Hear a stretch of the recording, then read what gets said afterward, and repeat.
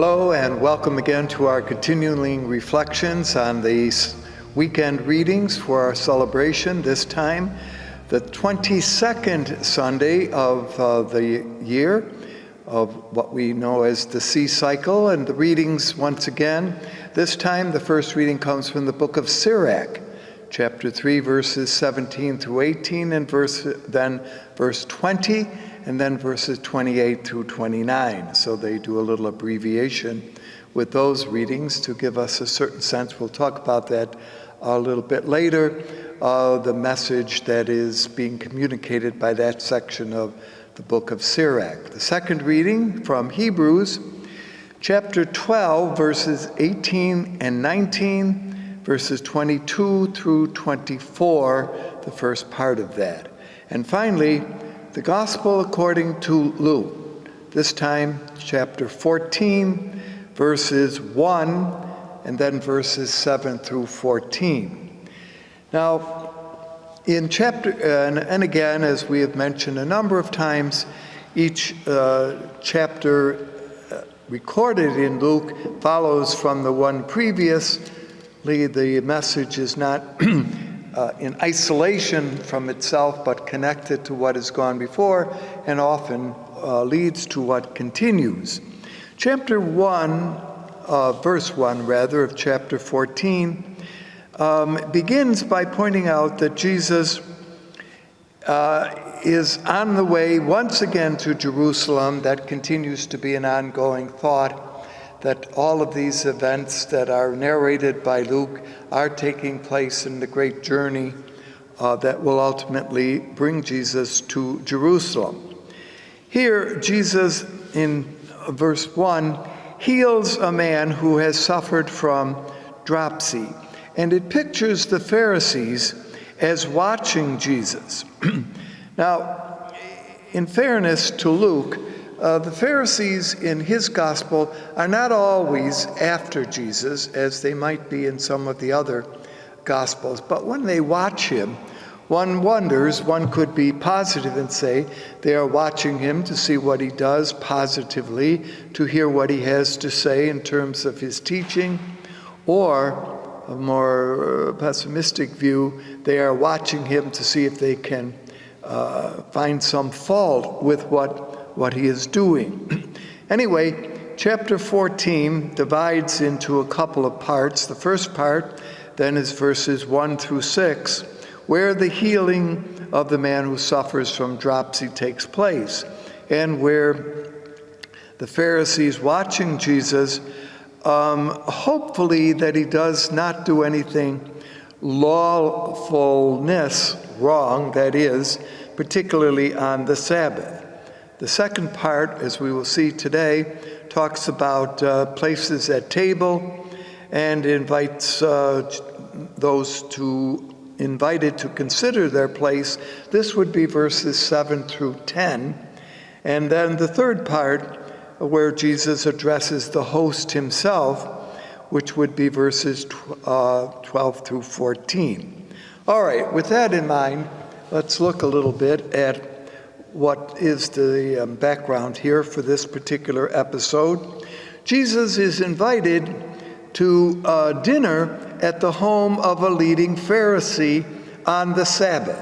Obviously, that would be a Saturday. That would be the special day of prayer and reflection and learning that happens within the Hebrew community every seventh day. It's always important to remember the significance of the Sabbath in Jewish life. The Sabbath, of course, and when we think about it, we may have referred to this earlier on, was indeed, if one thinks about it, an invention of the Jewish experience or the Jewish community. It is, of course, important in the great commandments given back in the days of Moses. The commandment, remember to keep holy the Sabbath.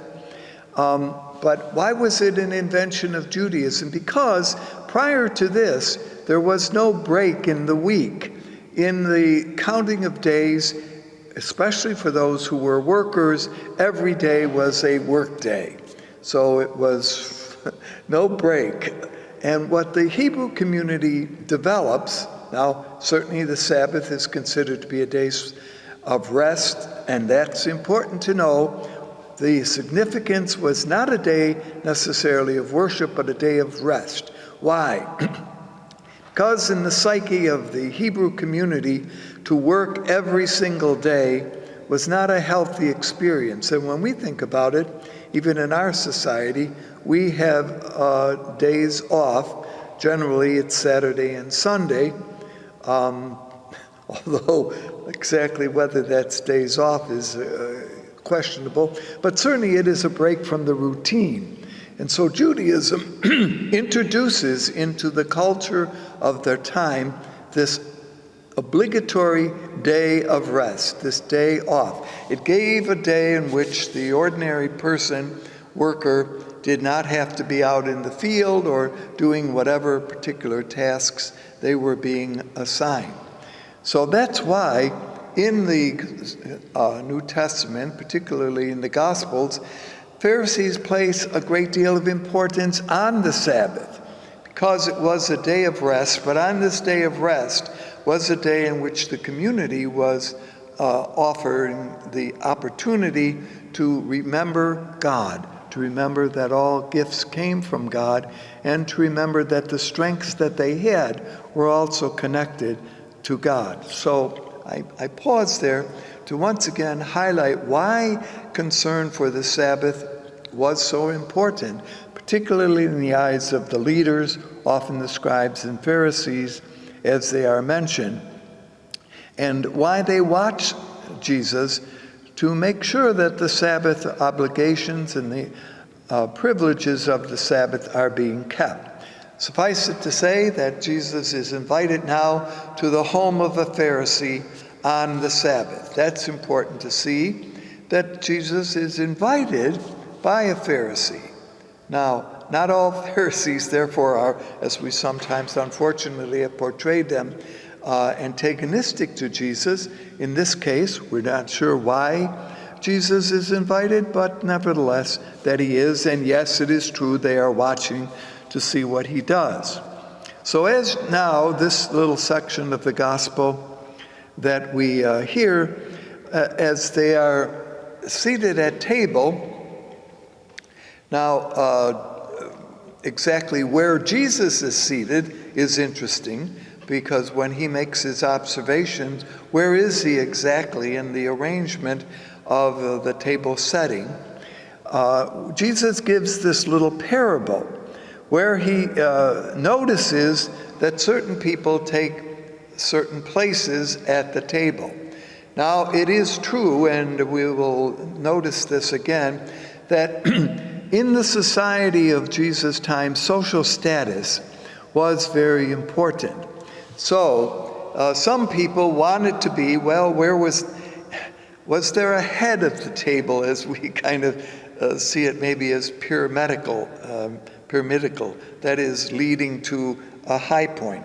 Well, certainly there was a place where the host would be seated, and those who were closest to him or surrounding him would be considered to be in place of honor. So Jesus now gives this little parable saying that when you are invited to a feast or to a banquet in this case, be careful with regard to the position that you take. Because if you take a position very close to the host, maybe that's not the position that the host has in mind for you. And that at a certain point, he will come to you and say, there's somebody else whom I invited to this position. You will have to go down the kind of ladder, if you want, to another position. But if you come to the feast and take a lower place, then there might be the occasion when the host will come and say, my friend, come up higher. Now, that's a simple, is Jesus here? And we will see the first reading suggests something about like that, suggesting humility, namely, know your place. And it might be much more to your benefit to be, and you can almost see in a certain way the practicality that is being suggested here by Jesus in this parable. Always a characteristic, as we've noticed, of Luke, who is always very kind of practical about things. So maybe this is something important to notice. So your place at table, determined by, as I mentioned, social status, and sometimes important occasions were used to cement social relationships. So if you belonged to the upper class and you were seated with fellow members of the upper class, you could kind of discuss things that had to do with life and with the way in which things unfolded. So generally, and it is true, that only people of like status tended to eat together. So let that also be a certain understanding about this particular episode. They, as you know, reclined at table. They don't sit at tables like we're sitting here, or you sit at home when you have dinner, but they recline on couches. And you generally reclined on your left side, okay, so that your right hand was free. Now, I know those who are left-handed probably have some other thought about this, but you see, so you're being held up by your left hand and you're being able to use your right hand, and therefore where the people, well, can almost see the seating arrangement of how that would look. Again, that's a custom of the first century world, not only of the Hebrew community, but also of those in the Mediterranean system itself. So you can see that what is at stake here, two things, honor and shame. As we've kind of highlighted so far, it could be, first of all, the sense of shame, that you have taken a place higher up and now you're being asked to move down. Well, that brings shame to the person. And that's one of the things that was very often to be avoided in understanding first century time. The second is honor. Well, if you take a low place at the table and are now invited to come up higher, well, your honor is increased. And so both of those might be certain kind of things that are at work here in this little parable of Jesus. Now, another understanding here, this would be something developed in verses 12 and 14. Notice that we're looking at 7 through 14, known as the rules of reciprocity. For anyone of like rank who is not of a family member, any invitation or offer to good is expected to be repaid in equal measure. So if I'm of a certain social status and I invite you now to this banquet and you come, the expectation is that shortly I will also be getting an invitation from you for a like kind of meal. And it's expected that you be repaid in equal measure. So Jesus' guest list now is unthinkable because the next section, Jesus talks to the host, to the man who has invited people to this table.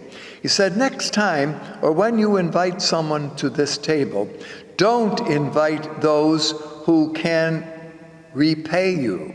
In other words, invite to the table the poor, those of social class who are less than yours, the poor, crippled, lame, blind, who are the objects of charity. And this, you would be expected sometimes to do this, but were not to be considered because they were objects of charity, because they fell into this category. You'd never expect them to be at the table. Here's where Jesus says to the host, next time, invite those kind of people. Now again, this is a typical characteristic of the Lucan story, remember, where the bottom is brought to the top and the top to the bottom. Go back where last week we heard where the last will be first and the first will be last. Again, a consistent theme on the part of the Lucan story where, for lack of a better word, the topsy-turvy. In other words, the top becomes the bottom and the bottom becomes the top. So next time you do this, says Jesus to the host, invite those who really can't invite you back. Well, now, how many would do that?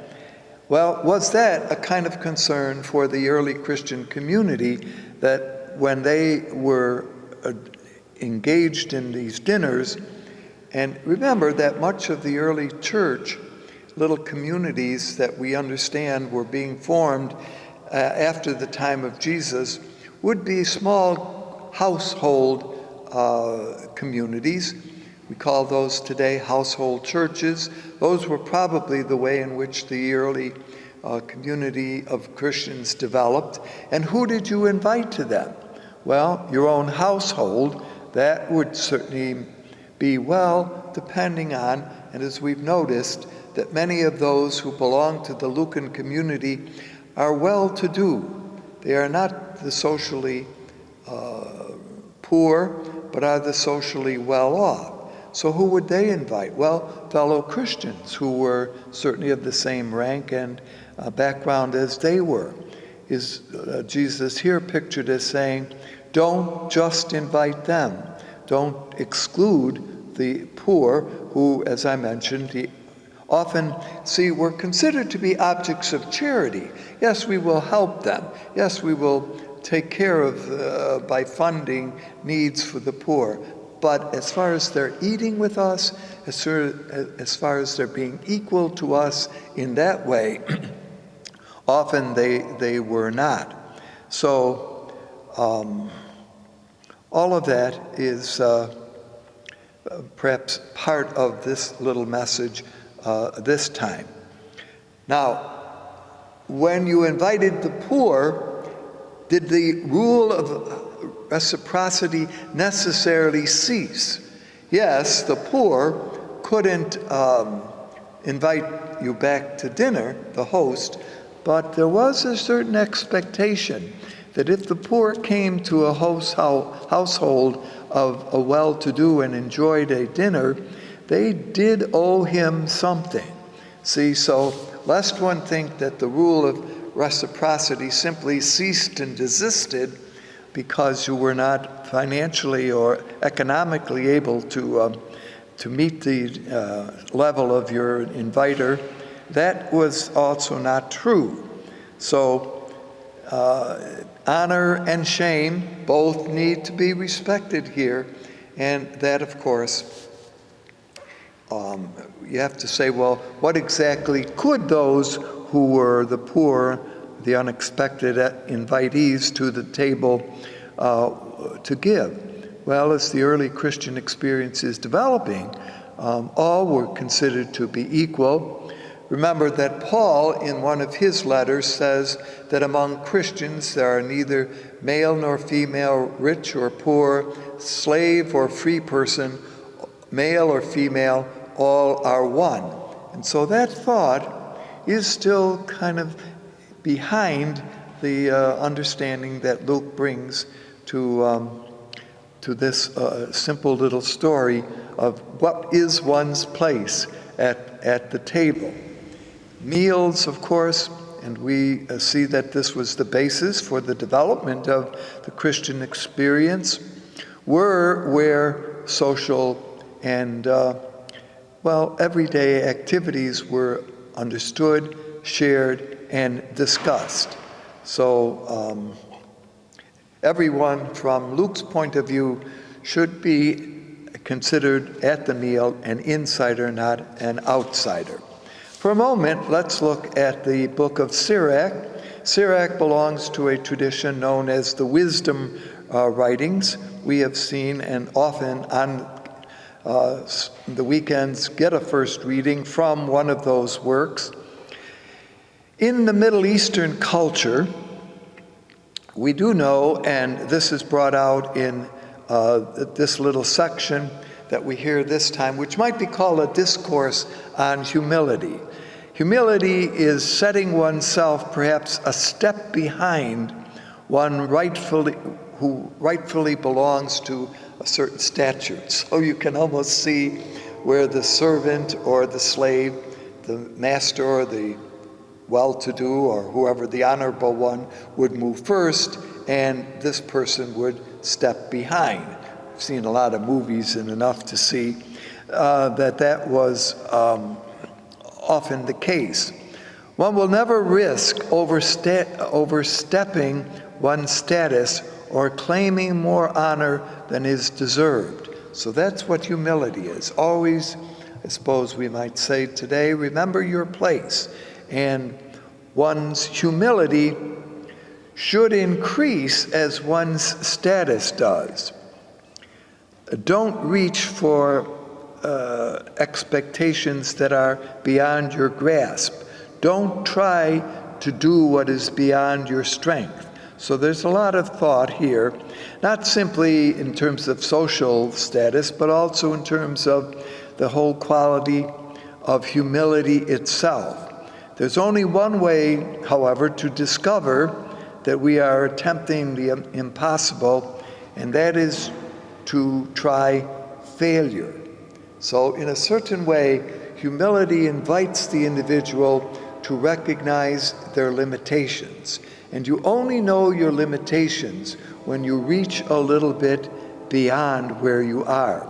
So maybe it's a little different understanding of humility, not simply to know your place and to stay there, but it is to know your qualities, to truly understand your abilities.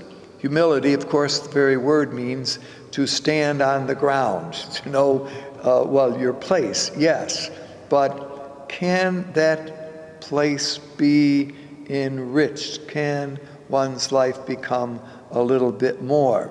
So, and it's interesting, isn't it, that you only know your place when you have risked a little bit more and failed. Interesting, we don't think of failure as something too important, but if we don't test the limits of what we have, and how true this certainly would be today, then we would never really be knowing that our humility. The proverbial saying that certainly was known in the days of Sirach and certainly in the days of Jesus is the importance of giving alms to those in need. So it goes back to the fact, as we saw in the gospel passage there, that the poor were the objects of charity. So in order to develop an attitude of humility, regardless of one's status within the community, one needs to meet the needs of the less fortunate.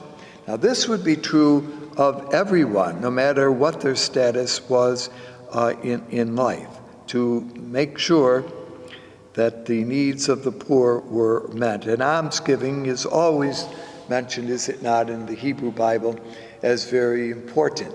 It's not only something that is done, as we say, by the rich, but also to be done, and there's an irony here, is there not, that even the blind, the lame, had an obligation to be concerned for those who were less fortunate. So throughout the Hebrew Bible, and this of course becomes a key thought throughout the gospel tradition of Luke, the importance of remembering and caring for those who were less fortunate. With all of that in mind, the rule, maybe just to back up a little bit, because we have a couple of moments here, this whole rule of reciprocity, of accepting an invitation to dinner, we're going to see in an upcoming parable where this very idea of accepting the invitation might not be done. But if you did accept, obviously you were obligated to return the favor. But it was not uncommon to decline an invitation. So maybe you see, you realize that if you accepted the invitation to dinner, this was more than you could handle, that you knew you would never be able to invite the invitee back to a dinner for yourself. So maybe to prevent all of this, you simply said, for whatever reasons, I can't come, or we won't come. So it's interesting in this parable that we're looking at this time, one simply assumes that everyone who was there had accepted the invitation, had been given it, and were willing to extend the return. So I do you a favor, you do me a favor, and that guides you. Even so, think about that, when the host was drawing up his guest list, did he not kind of look at the list and say, who, when I invite here, will be able to invite me back, and what kind of invitation, what kind of return will I receive for inviting this guest to this table? You see, there's a lot that's behind the scene here as one listens to this little story of those who are invited to this table of the Pharisee in this regard. Again, the invitation of Jesus to the host to invite those who you can't would probably had not been on the list of the host when he drew up the list. Now, all of this we might conclude by saying, why is Jesus invited? After all, Jesus is not, we don't think of the social class of the Pharisees, although, and there is some speculation among those who look at the life of Jesus and his time, he may well have been connected with the Pharisee group. He may well have been, now I'm very careful here to not go too far here in saying that Jesus himself may have been a Pharisee. Pharisees, after all, were considered to be lay people. They were considered to be teachers. They were considered to have a very important message in helping people how to live their lives. Does that not apply to Jesus? So when one takes those characteristics, one might see that there was a closer affinity on the part of Jesus to the Pharisee and their movement and their teachings in his time than sometimes we have noticed. So I mentioned this kind of in passing and in conclusion today, that the relationship that Jesus enjoyed with the Pharisee movement, even in his own time, may have been much closer than we thought, and may explain why Jesus spoke very often with the Pharisees, and why very often Jesus had arguments with the Pharisees, because one of the ways in which teaching went on in Jesus' time was not by simply listening and saying, oh, okay, that's fine, but it was by raising questions. And that kind of this back and forth debate, ask any of the rabbis of the time, was the way in which learning took place. So is all of that behind the fact that Jesus was invited, in this case, to the home of the Pharisee for this dinner? Well, we don't know, and certainly I don't think Jesus was invited by the Pharisee because he belonged to the social class of the poor and those who were not socially acceptable.